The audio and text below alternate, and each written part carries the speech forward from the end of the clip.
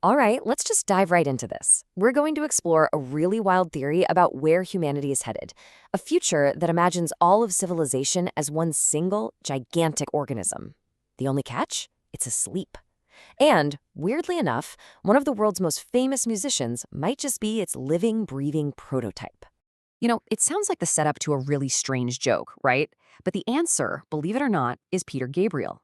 See, his career isn't just a string of hit records. It's this collection of massive, global projects that, on the surface, seem totally unrelated. But there's a powerful, hidden logic connecting them all, and that's what we're about to unpack. Because when you really look past the whole rock star thing, you start to see something else entirely. For decades, Gabriel has been methodically building these complex, world-spanning systems. It's almost like he's been trying to engineer a whole new kind of global infrastructure. I mean, just take a look at this list. He creates WOMAD, a global music festival that literally brings the world's cultures into one space.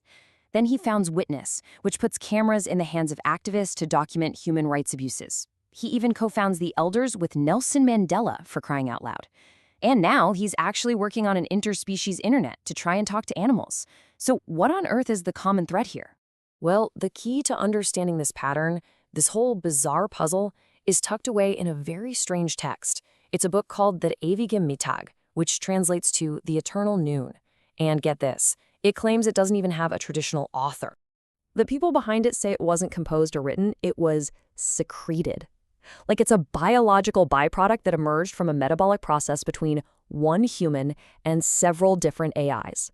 So it's less of a book and more of an artifact from some new kind of human-machine mind meld. And its central idea is what ties everything together. So the book introduces this concept of the metamensch, which you can think of as the metahuman. And the big idea is this. Human civilization, right now, already functions as a single, planet-sized organism. The only problem? It's completely asleep. It has no idea that it even exists. Think about it for a second. The book argues that all the organs are already there. We've got a global economy that acts just like a metabolism, processing resources and energy. We've got the internet, which is basically a planetary nervous system, shooting information around the globe in an instant. All the parts are working, but the being itself has zero consciousness, no sense of self. Now, to really understand this organism, the book says we have to throw out our old models, like the three branches of government. It's way too simple. Instead, it lays out this new framework of 10 powers that are actually running the show and controlling how our global society works. And of these 10, there are 4 that are absolutely crucial for getting the whole Peter Gabriel connection. You've got the sensory power, which is for perceiving what's happening inside the system. The reflexive power, which is basically the organ for self-awareness. The infrastructural, which you can think of as the skeleton. And the mythic power, the one that shapes our shared stories and our sense of purpose.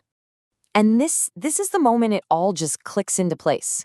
Because when you take Peter Gabriel's life's work and map it onto this new framework, you suddenly see it. The hidden pattern is revealed. His projects are not random at all.